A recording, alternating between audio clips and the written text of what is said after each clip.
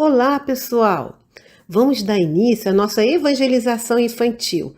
Ficaremos juntinhos 10 minutos e logo após iniciaremos a reunião pública. Agora, vamos iniciar com a nossa prece e chame a criançada. Vamos fechar os olhos?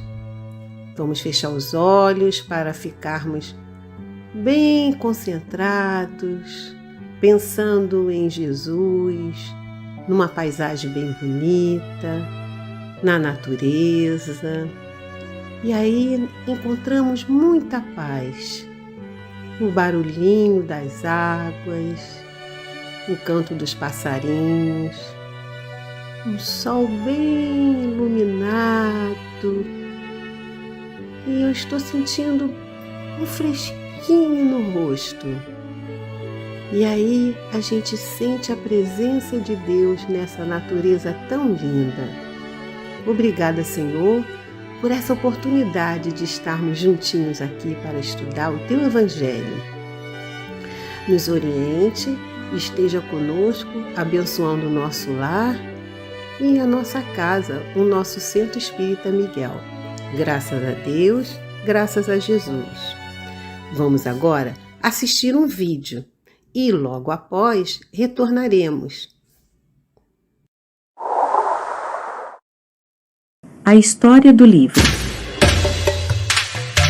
O mundo vivia em grandes perturbações. As criaturas andavam empenhadas em conflitos constantes, assemelhando-se aos animais ferozes quando em luta violenta. Os ensinamentos dos homens bons, prudentes e sábios eram rapidamente esquecidos, porque depois da morte deles, ninguém mais lhes lembrava a palavra orientadora e conselheira.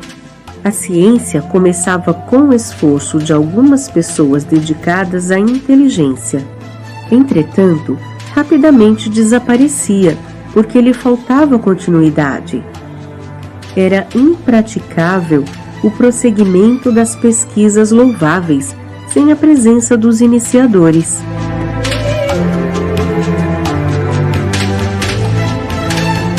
Por isso, o povo, como que sem luz, recaía sempre nos grandes erros, dominado pela ignorância e pela miséria.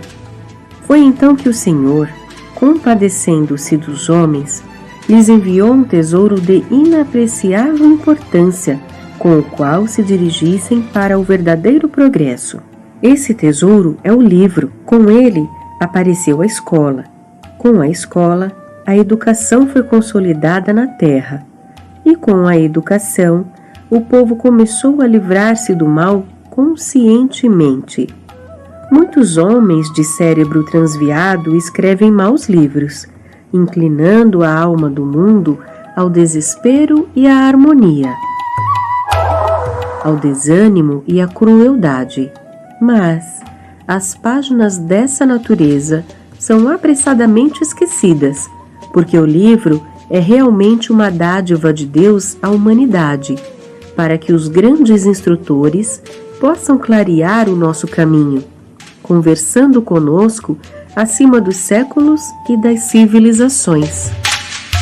É pelo livro que recebemos o ensinamento e a orientação, o reajuste mental e a renovação interior. Dificilmente poderíamos conquistar a felicidade sem a boa leitura. O próprio Jesus, a fim de permanecer conosco, legou-nos o Evangelho de Amor, que é, sem dúvida, o livro divino, em cujas lições podemos encontrar a libertação de todo o mal.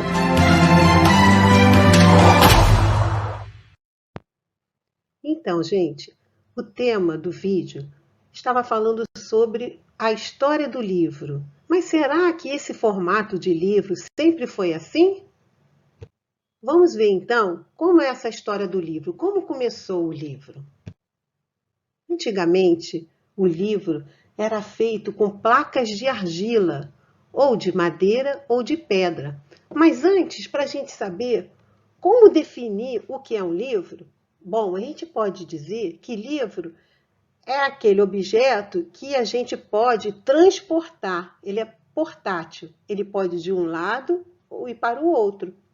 Por que a gente está falando isso? Porque antigamente tinha muitas coisas escritas, desenho nas cavernas. Mas a gente não pode considerar que isso seja um livro, porque ele não é portátil. Não é isso que a gente falou? Que a gente vai considerar aqui, livro é aquele que a gente pode transportar a mensagem de um lado para o outro. Então, antigamente, era feito assim, olha, de pedra, de argila. Mas depois, lá no Egito, descobriram uma planta que se chama papiro, que ficava nas margens do rio Nilo. E nele, o homem descobriu que pegando as suas hastes e juntando, entrelaçando uma na outra, iria formar um papel, esse daí, ó, chamado papiro, onde as pessoas iriam escrever, desenhar.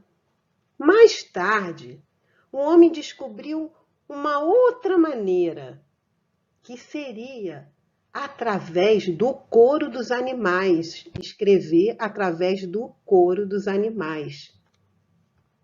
E esse modo de escrever se chama pergaminho. Isso tudo, gente, que eu falei do pergaminho, do papiro, toda essa invenção foi 3.200 anos antes de Cristo.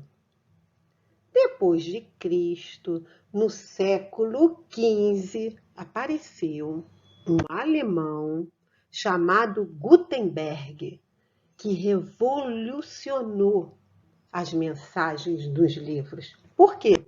Ele inventou uma prensa que seria o início de uma impressora. Sabe, tipo carimbinho, que a gente pega um desenho ou umas letrinhas e você carimba no papel? Praticamente, essa prensa fazia isso. Depois, muitos anos, lá no século XX, por volta de 1904, que começou uma impressão que até hoje nós usamos, que é essa impressão moderna de offset, transmissão rápida. O conhecimento é transmitido rapidamente, né? A gente viaja nos livros. E o papel, gente? A gente estava falando do papiro, falamos do papel feito do couro dos animais. E hoje em dia, o papel é feito da onde? Da celulose. Da celulose das árvores. Essa celulose, né, da casca das árvores, vai para as máquinas nas indústrias que formam o papel que a gente vê hoje. Então, gente, hoje em dia nós vemos muita evolução. O livro, como a gente vê hoje, foi transmitido com a impressora várias ideias, várias mensagens. Mas será? Porque está no livro, a gente fica refletindo. Será que toda mensagem que está dentro de um livro é uma mensagem boa? É momento da gente refletir, não é mesmo? Porque como nós somos imperfeitos, e quem escreve os livros somos nós, imperfeitos, nem sempre a mensagem vai passar harmonia, né? Equilíbrio. Mas o que a gente aprende? Quanto mais a gente se conhece, mais a gente reflete no que é bom e no que é ruim. Então, gente, informação a gente tem. Mas agora, como escolher a melhor informação? Tendo Jesus como guia, temos uma infinidade de livros para vocês. E a doutrina espírita, escrita nos 5 livros, organizado por Allan Kardec, revela leis e princípios pelos espíritos superiores. E é isso mesmo, trazendo conhecimento de onde viemos, para onde vamos e por que estamos na Terra, oferecendo consolo através da fé e a esperança. E aí, gostaram? Que tal viajar através desse mundo da leitura? Até a próxima. Tchau, tchau.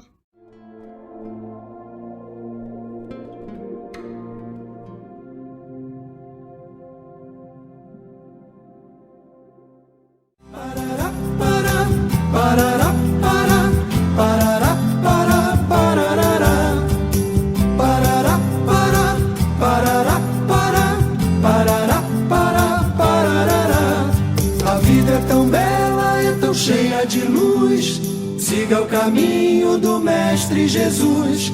Quem quer alegrias, quem quer o amor, siga o caminho do nosso Senhor. Então eu vou gritar, eu vou cantar, vou contar enfim pro mundo inteiro que o meu Senhor é grande e bom.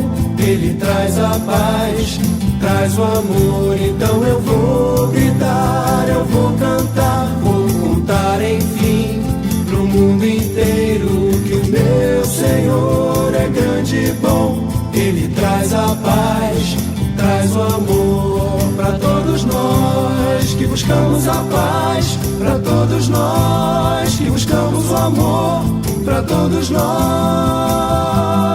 enfim.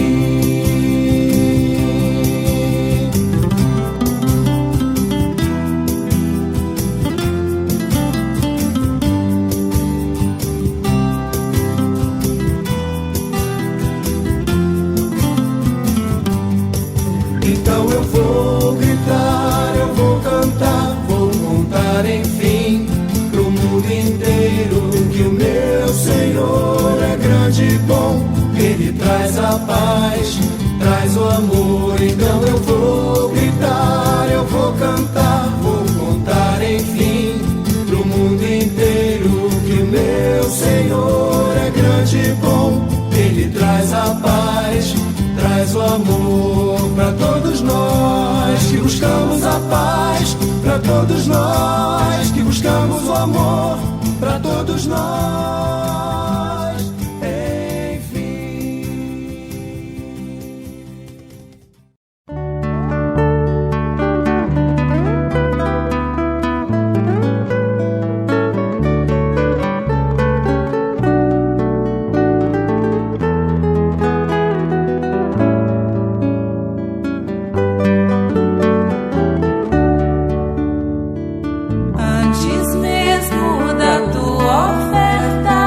Mostra ao Pai a tua boa intenção, reconcilia-te com teu irmão, com um aperto de mão.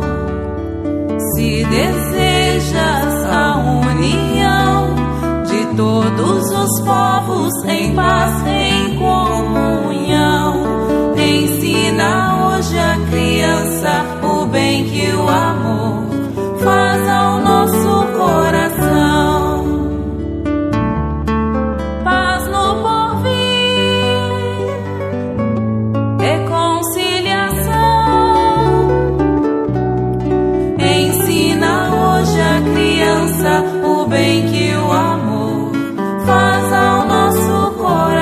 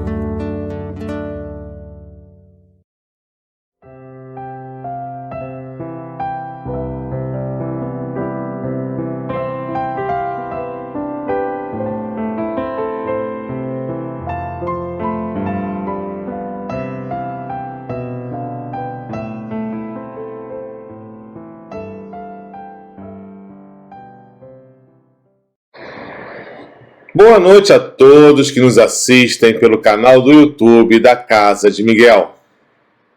Espero que todos estejam bem. e que as boas vibrações possam nos envolver a partir deste momento. Meu nome é Renato Ferreira e sou trabalhador desta casa. E é um enorme prazer estar aqui com vocês. Reforçando os avisos dados anteriormente nesta transmissão, informamos que a Casa de Miguel tem agora, além das reuniões públicas no formato presencial, uma reunião pública no formato online, que é a nossa reunião das noites de sexta-feira, às 20 horas. Todas estas informações vocês encontrarão no link postado aqui embaixo na descrição deste vídeo, com o título Aviso de 100, setembro 2023. Outra fonte de consulta, tanto das reuniões públicas, como também de todas as atividades da Casa de Miguel, como cursos doutrinários e campanhas de doações, é o Jornal Seaeiro de Miguel, cujo link também se encontra postado aqui embaixo na descrição deste vídeo.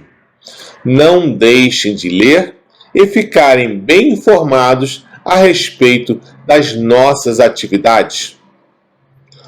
Convido também a cada um de vocês a se inscreverem em um dos cursos doutrinários desenvolvidos pela Casa. Tenho a certeza de que encontrarão o curso ideal para cada um de vocês, independente se este é o seu primeiro contato com a doutrina ou que você já nos acompanha há algum tempo.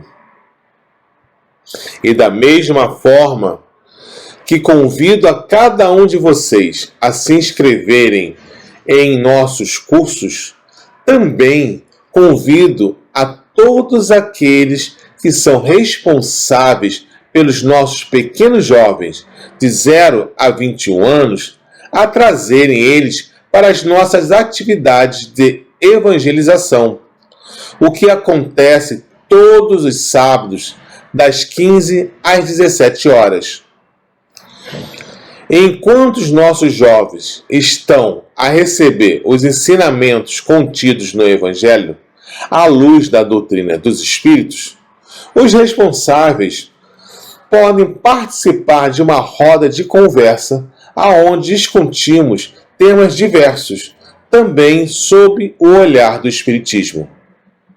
Venham e tenham a certeza de que o estudo e a evangelização são ferramentas maravilhosas para o nosso esclarecimento e uma melhor compreensão de tudo que nos cerca. Pois bem, na nossa programação da noite de hoje, teremos o desenvolvimento de um tema que é muito importante para que possamos harmonizar as relações em sociedade. O tema é Reconcilia-te com teu adversário. E quem nos irá trazer as reflexões sobre este tema será o nosso companheiro Edson Morgado. Que possamos estar neste momento com os nossos corações e mentes harmonizados, com as boas vibrações, e que possamos tirar o melhor proveito de todas as reflexões que serão colocadas na noite de hoje. Que deixemos Jesus adentrar a nossa casa. Vamos agora iniciar a programação. Não se esqueça de dar um like. É muito importante para todos nós. Estejamos com Deus e boas reflexões a todos.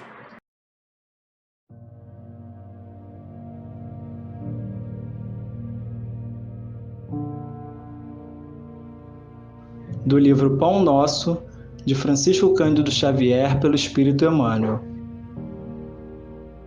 Capítulo 166. Cura do ódio.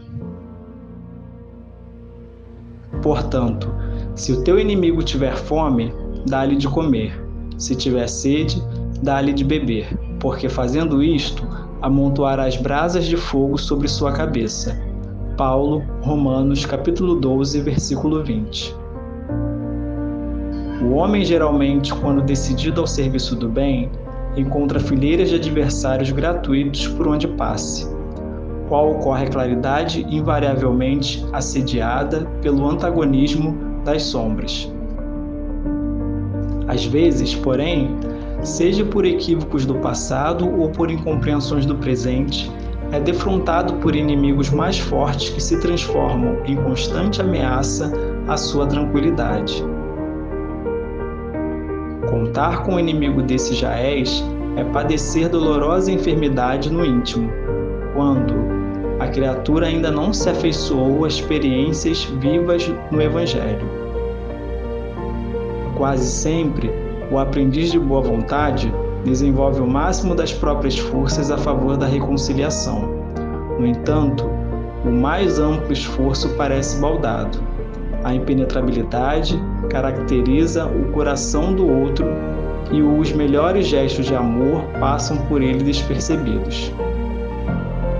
Contra essa situação, todavia, o livro divino oferece receita salutar. Não convém agravar atritos, desenvolver discussões e muito menos desfazer-se a criatura bem-intencionada em gestos bajulatórios. Espere-se pela oportunidade de manifestar o bem.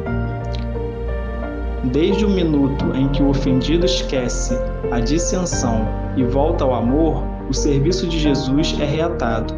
Entretanto, a visão do ofensor é mais tardia e, em muitas ocasiões, somente compreende a nova luz quando essa se lhe converte em vantagem ao círculo pessoal.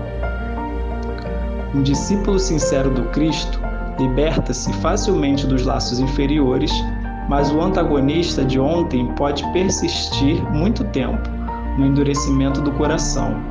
Eis o motivo pelo qual dar-lhe todo o bem no momento oportuno é amontoar o fogo renovador sobre a sua cabeça, curando-lhe o ódio cheio de expressões infernais. Graças a Deus.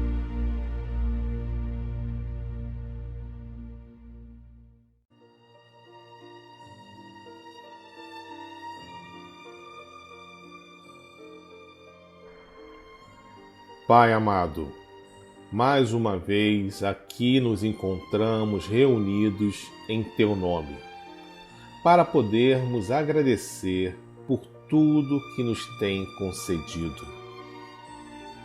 Que na reunião de hoje possamos estar com os nossos corações e mentes abertas para acolher as boas vibrações e absorver o conteúdo das lições. Amigos espirituais que aqui se encontram conosco, nos ajudem a melhor compreender o que for dito hoje e que as bênçãos aqui derramadas possam nos trazer o conforto e o refrigério que necessitamos. Que a reunião de hoje possa transcorrer em harmonia e que os trabalhos possam ser executados na sua plenitude. Obrigado, Pai, por mais esta oportunidade e pedimos a bênção para darmos por iniciada a reunião de hoje.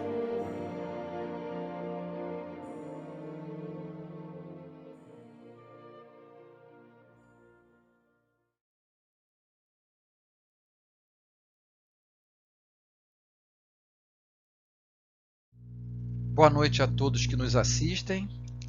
Mais uma vez eu sou grato pela oportunidade de me instruir à luz do Evangelho e da doutrina espírita e compartilhar com vocês esse aprendizado. Que nos abençoe o Mestre Jesus, nos ajudando a compreender e assimilar as reflexões dessa noite. Hoje nós vamos falar um pouco sobre a reconciliação com os adversários, importante tema das relações humanas que nos foi sugerido pelo Departamento Doutrinário da Casa. Para nivelar o nosso entendimento, vamos começar analisando o significado do verbo reconciliar. Procede do latim reconcilio, que significa reunir, juntar de novo, pacificar, reconduzir, restaurar, recuperar. Segundo o dicionário, reconciliar é restabelecer o acordo entre pessoas que se tinham mal quistado. Então é importante notarmos que conciliar significa harmonizar-se, entrar em acordo com alguém, mas reconciliar significa restaurar ou recuperar esse estado de pacificação e compatibilidade. Ou seja, o ato de alguém reconciliar com o outro implica que antes havia um estado de paz ou concordância entre as partes e que em algum momento foi perturbado e agora pode ser resgatado através de quê? Da reconciliação. Reconciliar é sinônimo de consagrar, trazer de volta as graças. É ainda fazer perder a má ideia que nós tínhamos de alguém ou de alguma coisa. E qual a origem etimológica da palavra adversário? Provém do latim adversarius, aquele que está contra, rival, oponente, antagonista. Vale destacar a interpretação de alguns linguistas mais modernos de que nem sempre adversário é sinônimo de desafeto. Às vezes ele apenas representa a parte contrária em uma disputa ou conflito. Por isso há controvérsias sobre o fato de adversário ser comumente interpretado como sinônimo de inimigo. Inimigo vem do latim inimicus, que não é amigo ou amigo ruim. Aquele que se opõe com hostilidade, ou seja, além de ser o antagonista ou oponente, ele deseja o mal do outro. Onde nós podemos concluir que todo inimigo é um adversário, mas nem todo adversário é um inimigo. Com estes significados em mente, vamos tentar entender a passagem descrita por Mateus, que relata o que Jesus disse no Sermão da Montanha a respeito da reconciliação com os adversários. Reconciliai-vos o mais depressa possível com o vosso adversário, enquanto estáis com ele a caminho, para que ele não vos entregue ao juiz, o juiz não vos entregue ao ministro da justiça e não sejais metido em prisão. Está lá em Mateus, capítulo 5, versículo 25. Essa passagem selecionada por Kardec no capítulo 10 de O Evangelho segundo o Espiritismo. Há muitas reflexões possíveis nesse chamamento do Cristo, que obviamente diz respeito ao perdão. Mas cabe antes a gente refletir um pouco, com o auxílio da doutrina espírita, quem são nossos adversários e por que, comumente, relações antipáticas parecem surgir do nada. O Espiritismo nos ensina que, em grande parte, essas antipatias nasceram em vidas pretéritas, das quais não nos recordamos, mas que instintivamente nos faz gostar ou não de alguém. Isso não raro ocorre com pessoas que nós encontramos pela primeira vez, quando então a gente costuma dizer que o meu santo não bate com daquela pessoa, não é verdade? Mas a adversidade entre duas pessoas também pode se instalar na intimidade do lar, como certamente vocês conhecem exemplos. São as lembranças latentes do nosso inconsciente que nos dão uma espécie de alerta em relação àquele ou àquela que, na verdade, já conhecemos e com o qual já tivemos uma experiência infeliz ou às vezes traumática. Isso não quer dizer que as antipatias na presente existência sejam fruto apenas de relações em vidas pretéritas, em vidas passadas. A própria psicologia já explica que sempre que um indivíduo se relaciona com alguém, ele ativa todo o seu conteúdo emocional, desencadeando, despertando diversas lembranças e emoções. Se você foi criado por um pai muito controlador, por exemplo, nessa mesma vida, pode se irritar ao precisar interagir com uma pessoa que possui traços da personalidade parecidos com o dele. Mas isso não é culpa do outro. Tem relação com a falta de autoconhecimento, como nós vamos ver mais adiante, e com a inabilidade de refletir sobre as próprias emoções. Que bom seria que nossas antipatias fossem derivadas apenas dos relacionamentos que a gente teve em vidas passadas. Porque aí significaria que na presente encarnação nós não cultivamos nenhum adversário. Não é verdade? Porém, o mais comum não é isso. O mais comum é que enquanto nós carregamos o orgulho e o egoísmo em nossa bagagem, acrescentaremos na nossa passagem terrena novos desafetos aos que nós já tínhamos. E será que isso tem a ver com o conselho de Jesus para nos reconciliar o mais depressa possível com o nosso adversário? Quem quer que ele seja? Eu acho que em parte sim. Pois se não domarmos a nossa tendência de não aceitação ou de desrespeito aos que não pensam como nós vamos adquirindo antipatias em cada existência, acumulando-as como se fosse uma bola de neve, já que temos várias existências no nosso aprendizado evolutivo.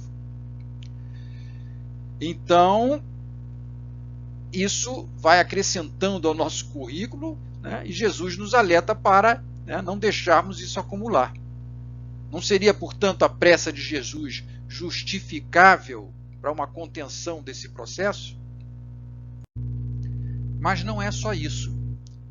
Quando Jesus recomenda que nos reconciliemos o mais cedo possível com o nosso adversário, não é somente objetivando apaziguar as discórdias no curso da atual existência. É principalmente para que elas não se perpetuem nas existências futuras. É o que esclarece Allan Kardec, lembrando o princípio da imortalidade da alma. A morte, sabemos, não nos livra dos nossos inimigos. Os espíritos vingativos perseguem muitas vezes com seu ódio, no além-túmulo, aqueles contra os quais guardam rancor.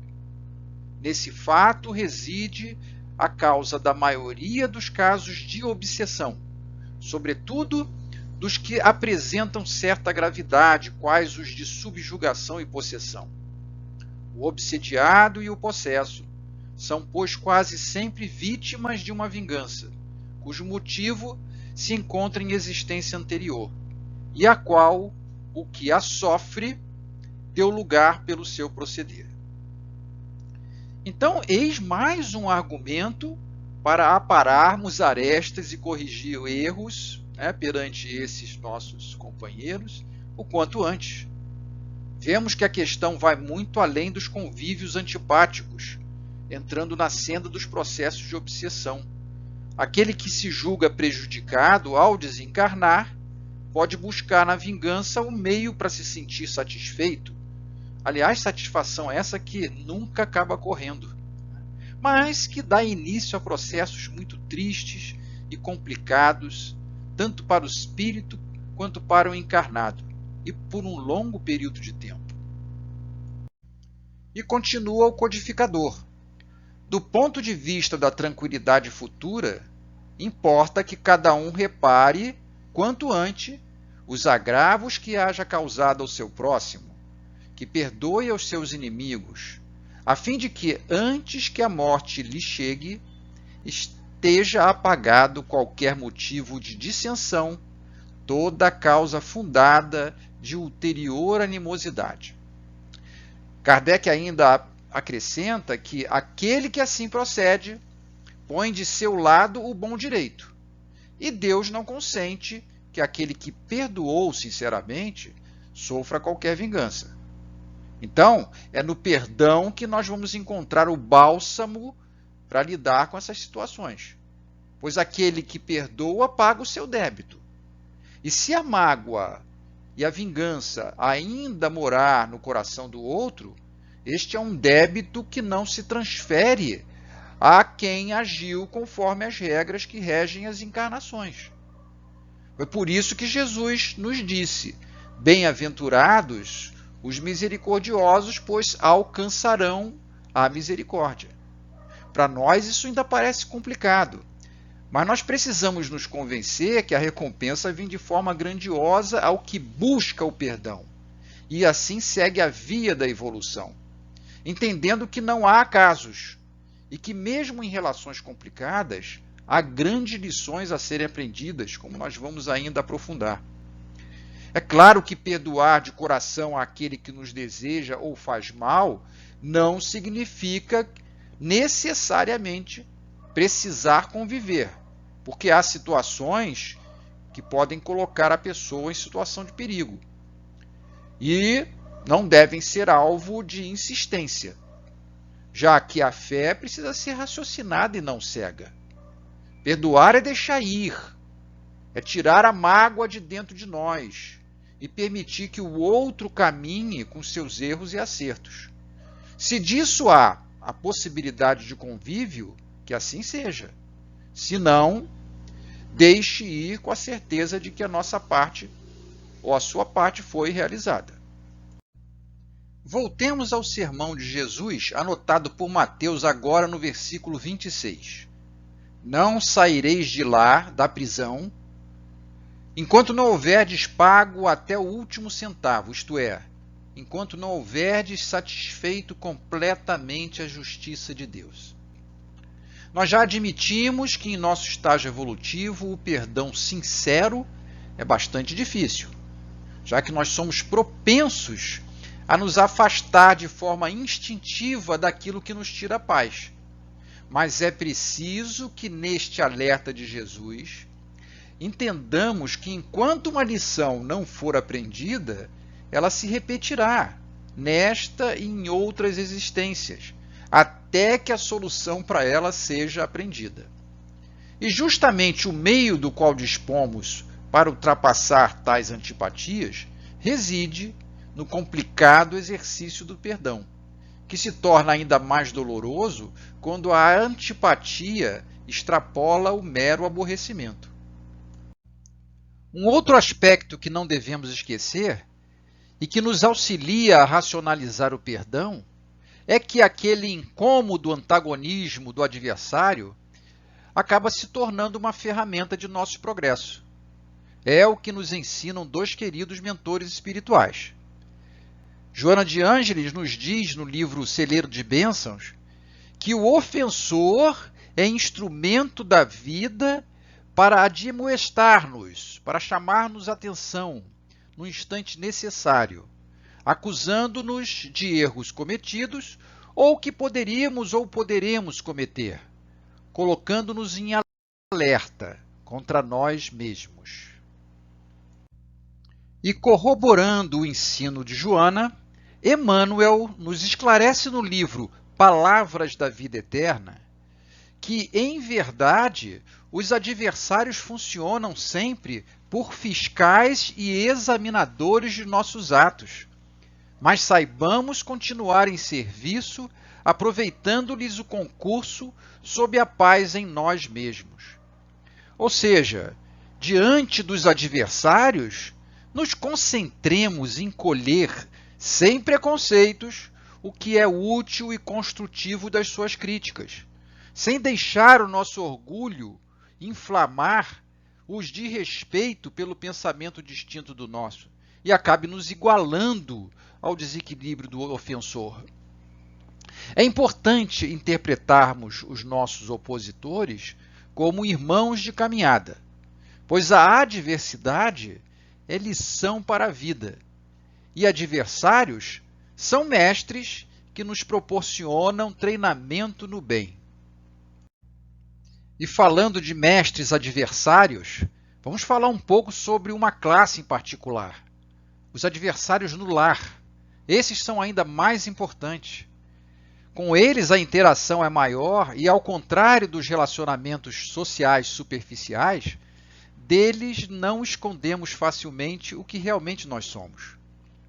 O Espiritismo nos ensina que os adversários do passado reencarnam quase sempre como parentes próximos, a fim de que a reconciliação seja mais fácil pelas ligações consanguíneas.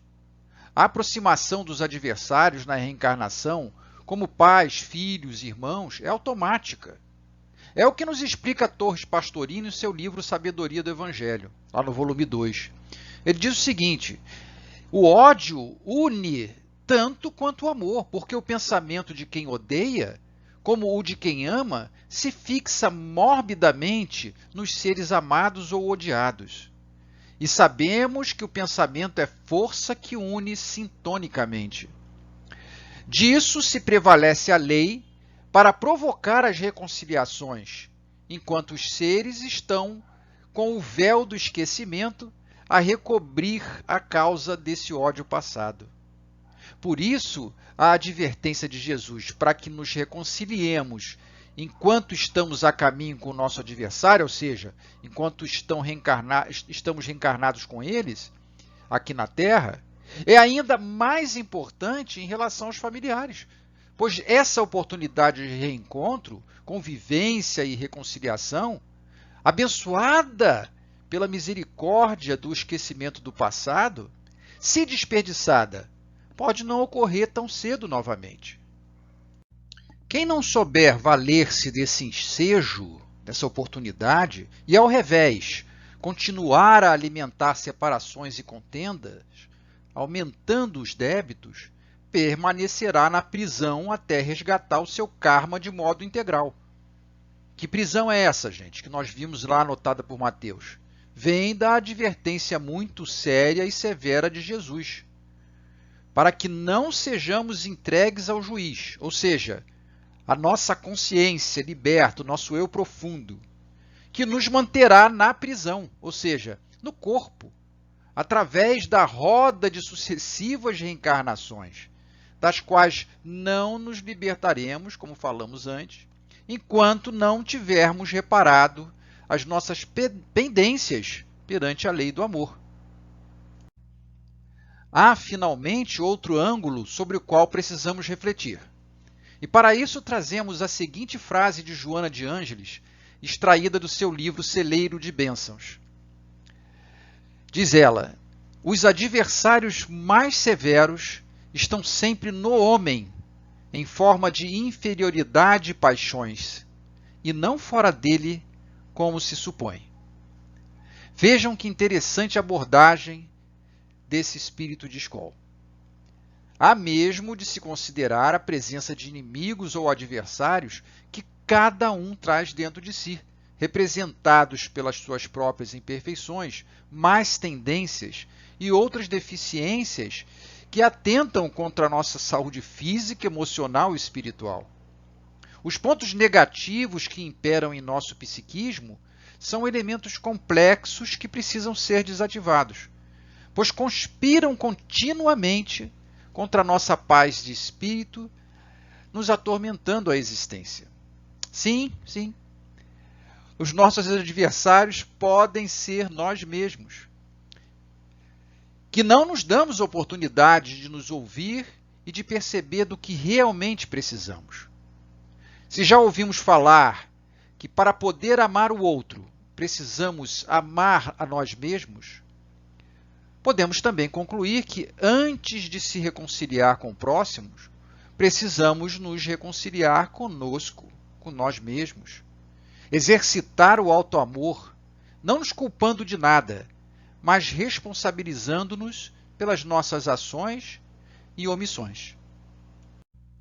Nesse sentido, trago para vocês uma profunda reflexão do espírito Hermance Dufour, do seu livro Reforma Íntima Sem Martírio.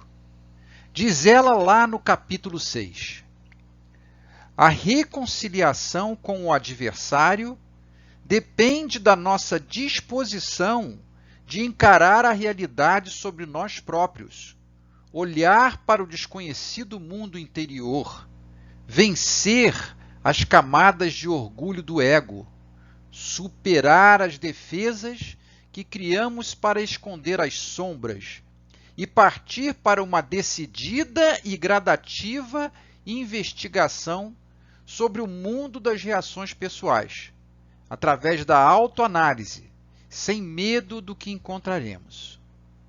Então, corroborando lá a elucidação de Joana, vemos que, se não encararmos a verdade sobre nós mesmos, a fim de promover a nossa autorreconciliação, teremos dificuldade de exercitar o perdão e o esquecimento das mágoas em relação aos nossos irmãos de caminhada.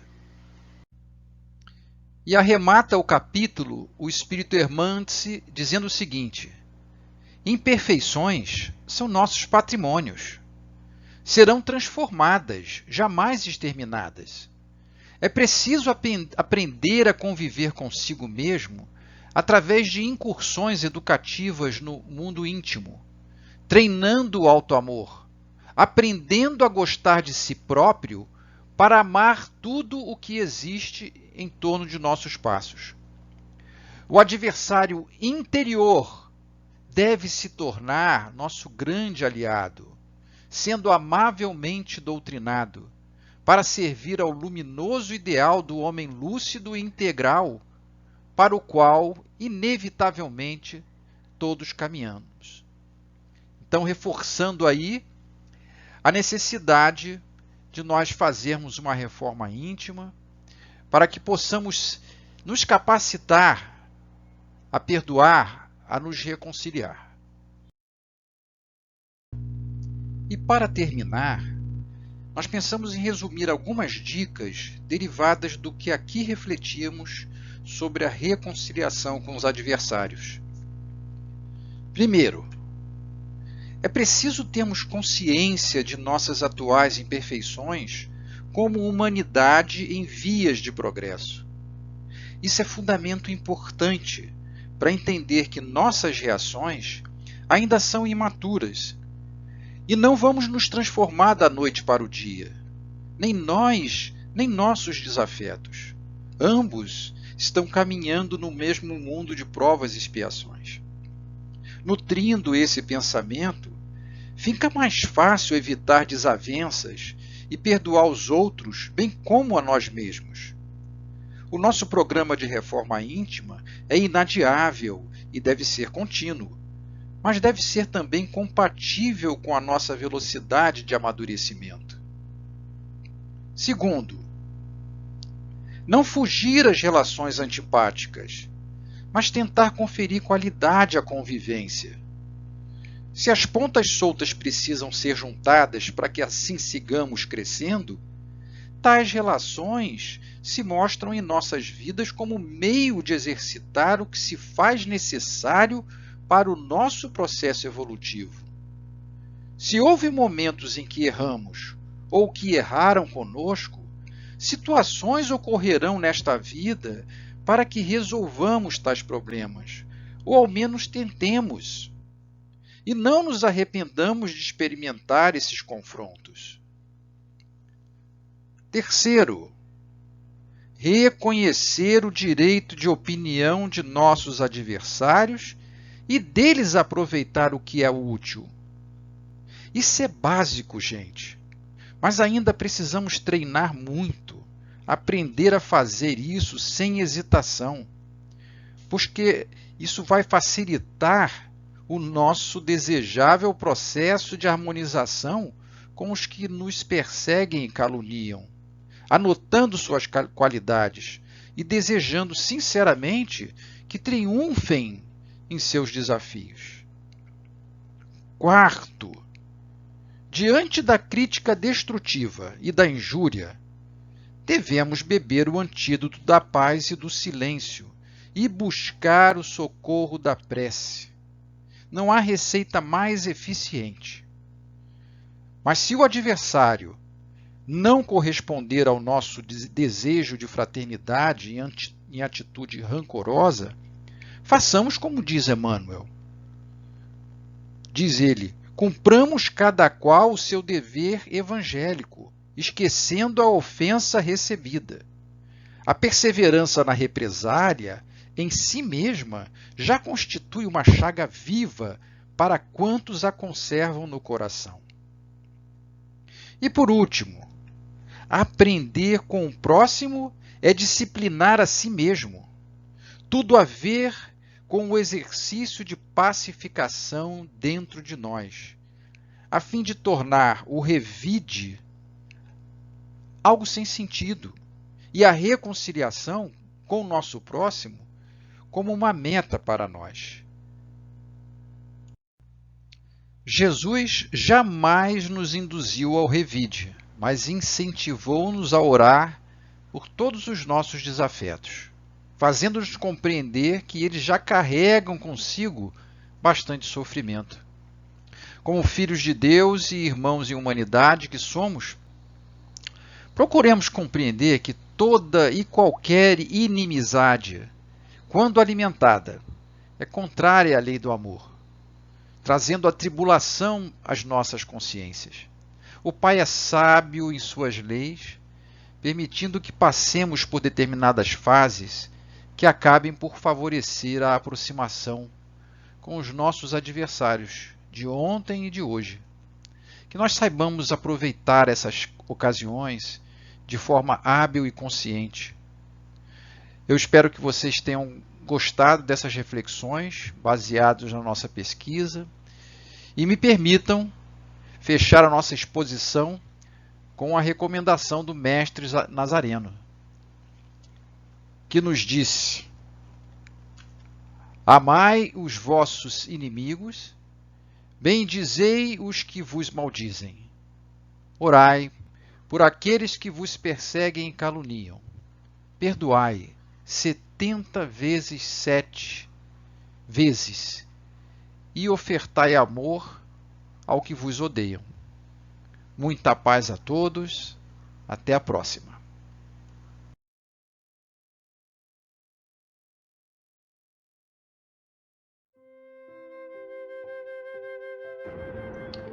Jesus, querido Mestre Divino, mais uma vez somos gratos por nos reunir sob o amparo da espiritualidade de nossa querida casa de oração e por essa oportunidade de nos instruirmos à luz do Teu Evangelho. Possa o Teu amor infinito se compadecer de nós, Teus irmãos pequeninos, encarnados e desencarnados, ainda imaturos e escravos dos instintos inferiores. Ampara-nos no bom combate contra nossos infelizes condicionamentos e nos ajuda a despertar as virtudes que ainda dormem latentes em nós. Que os espíritos benevolentes de Tua seara e nossa instituição possam abençoá-la em seus elevados propósitos, quais sejam promover a caridade e o constante convite à nossa transformação moral, através do iluminado caminho que a doutrina espírita nos apresenta.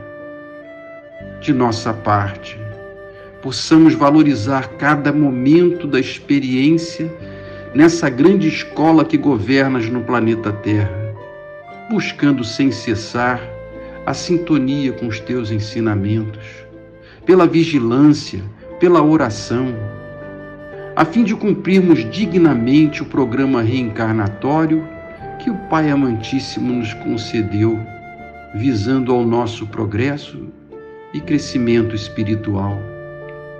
Finalmente, Senhor, rogamos Tua amorosa bênção para todos os nossos irmãos em humanidade e a permissão para encerrar com muita paz e esperança o encontro desta noite. Que assim seja, graças a Deus.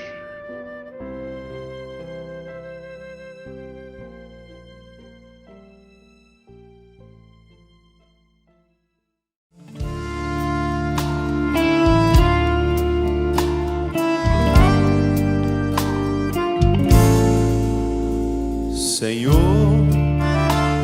fazei-me instrumento de vossa paz.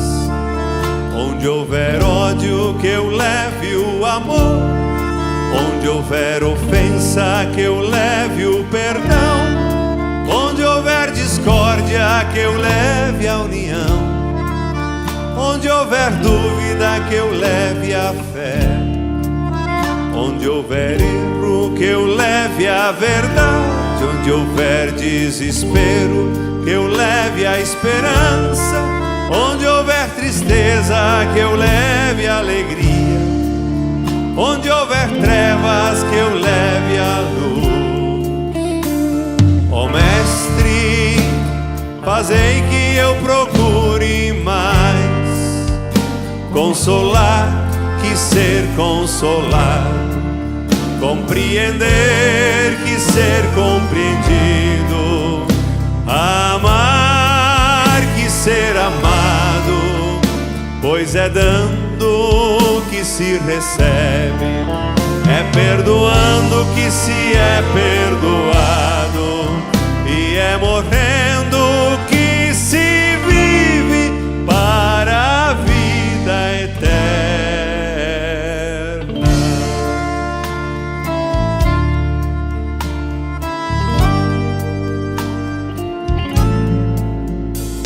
Ó Mestre, fazei que eu procure mais consolar que ser consolado, compreender que ser compreendido, amar que ser amado, pois é dando que se recebe, é perdoando que se é perdoado, e é morrer